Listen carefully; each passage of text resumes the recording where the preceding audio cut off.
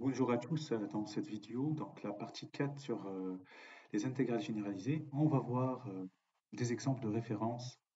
La première famille, c'est ce qu'on appelle les intégrales de Riemann. Alors vraiment, c'est cette famille d'intégrales, elle va être vraiment elle est un élément essentiel dans tout le chapitre et vraiment, et c'est une référence même sur les suites, les séries numériques, etc. Voilà. C'est très très important de connaître.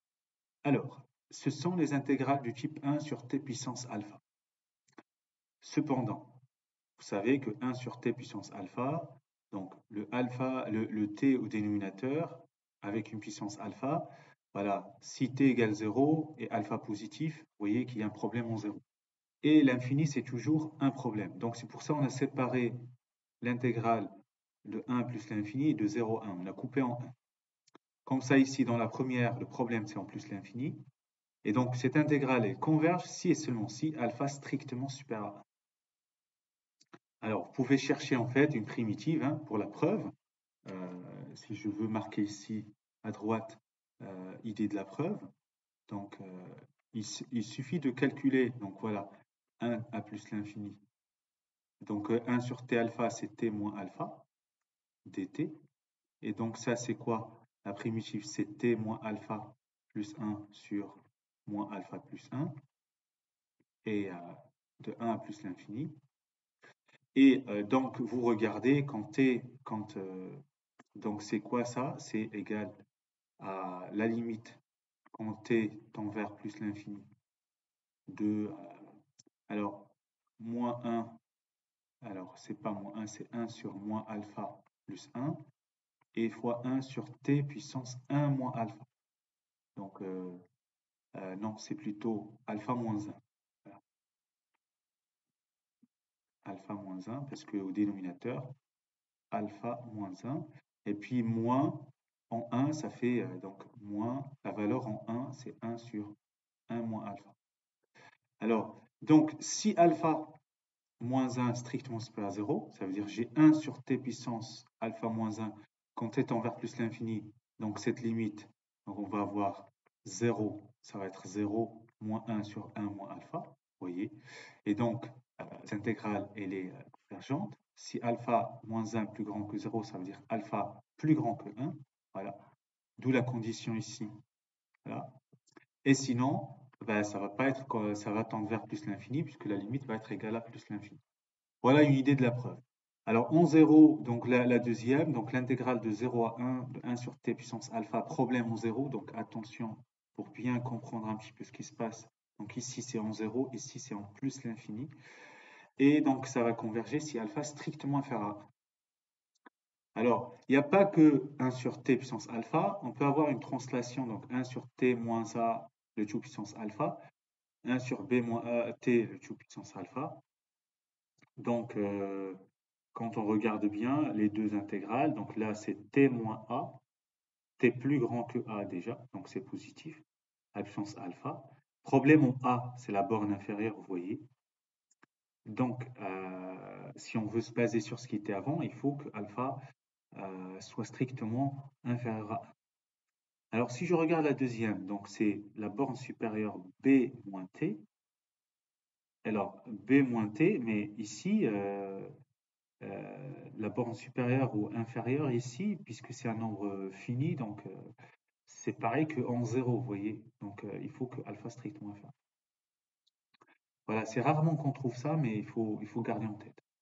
Alors, un résultat remarquable, donc l'intégrale généralisée intégrale de 0 plus l'infini exponentiellement alpha t pour alpha dans R, bah, ça va converger seulement si alpha strictement supérieur à 0, pardon. Bah, ici, c'est pas une surprise. Pourquoi? Bah, parce qu'on a une primitive de cette intégrale, intégrale de 0 à plus l'infini exponentiellement alpha t dt. Et donc, ça va faire quoi? C'est exponentiellement alpha t sur alpha moins alpha en 0, de 0 à plus l'infini. Et donc, en 0, ça va faire 1 à l'exponentielle, donc ça va faire la limite quand t tend vers plus l'infini de exponentielle moins alpha t sur moins alpha, moins, donc ça va faire plus 1 sur alpha. Et cette limite-là, Donc, ça sera soit la limite quand t tend vers plus l'infini, si alpha positif, t tend vers plus l'infini moins f, ça fera 0, plus 1 sur alpha, si alpha strictement supérieur à 0, et ça sera plus l'infini avec si alpha strictement inférieur à 0. Voilà. Donc, convergence, divergence, vous voyez bien. Ça, c'est un résultat très important aussi. Alors, la deuxième famille, c'est ce qu'on appelle les intégrales de Bertrand. Alors, en fait, il suffit de connaître la famille de Riemann, en fait, parce que la règle, c'est pareil. Encore une fois, c'est de la forme, c'est les intégrales. Je ne vais pas mettre les bornes, c'est de la forme 1 sur x puissance alpha ln de x à puissance bêta dt. Donc, si on regarde, on s'intéresse à x alpha. Dès que alpha strictement supérieur à 1, ça va converger en plus l'infini. OK? Donc, vous voyez, donc l'intégrale, on a coupé en deux parce que ln de t, ln de x s'annule en 1, vous voyez.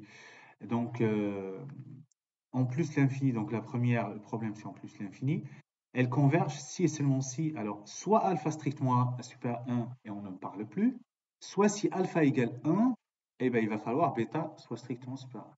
Là encore, on peut faire une intégration par partie, on peut trouver une primitive, c'est pas difficile pour la preuve. Alors, par contre, en 0, donc on a coupé de 0 à 0,5 parce qu'il faut éviter le 1. On a mis une valeur absolue sur ln de x parce que sur 0,1, elle est négative. Et donc, ça va converger, donc problème en 0, on est d'accord. Si alpha strictement inférieur à 1, ça c'est Riemann. Sinon, si alpha égale 1, il faut que bêta soit strictement supérieur à 1. Donc ça, c'est vraiment à connaître aussi. Mais si vous connaissez Riemann, on peut s'en inspirer. Alors, pour finir, on va regarder la structure du sous-espace vectoriel pour les intégrales convergentes. On remarque que si pour lambda non nul, l'intégrale de f et l'intégrale de lambda f sont de même nature, si bien sûr elles convergent, on a l'intégrale de lambda f, c'est lambda intégrale de f. Si les intégrales, donc intégrale de f sur AB et l'intégrale de g sur AB convergent, l'intégrale de la somme, ça converge, et on a cette relation. Et ceci permet de dire qu'en fait, l'ensemble des fonctions continues sur I à valeur réelle, dont l'intégrale est convergente, ben en fait, peut être est munie d'une structure de sous-espace vectoriel de l'ensemble des sous-espaces, des fonctions continues par morceau. Donc en fait, c'est un espace vectoriel. Voilà. Alors, proposition importante, la divergence à coup sûr. Alors, pour une somme, si les intégrales sont de nature différente, alors les intégrales généralisées divergentes. Alors, ça veut dire soit une converge, l'autre diverge, ou l'une diverge, l'autre converge. Vous savez que la somme, ça diverge. Par exemple, 1 sur t, l'intégrale de 1 plus l'infini, ça diverge. Plus l'infini. 1 sur t primitive, c'est ln de t, ça tend vers plus l'infini, voilà. L'intégrale de 1 plus l'infini de 1 sur t carré, ça converge, c'est Riemann, alpha égale 2, strictement supérieur à 1 en plus l'infini. Donc, la somme des deux, et ben, ça va donner 1 plus t sur t carré, et divergente, puisque une diverge et l'autre converge. Attention, si les deux sont divergentes, on ne peut pas conclure rapidement. En effet, si l'intégrale de f diverge, l'intégrale de f plus f diverge, mais l'intégrale de f moins f qui converge, parce que c'est l'intégrale de 0, hein, AB de 0, dt, ça fait 0. Voilà, attention dans le cadre d'une somme. Voilà pour cette partie, on regardera d'autres techniques la prochaine fois. Allez, bon courage!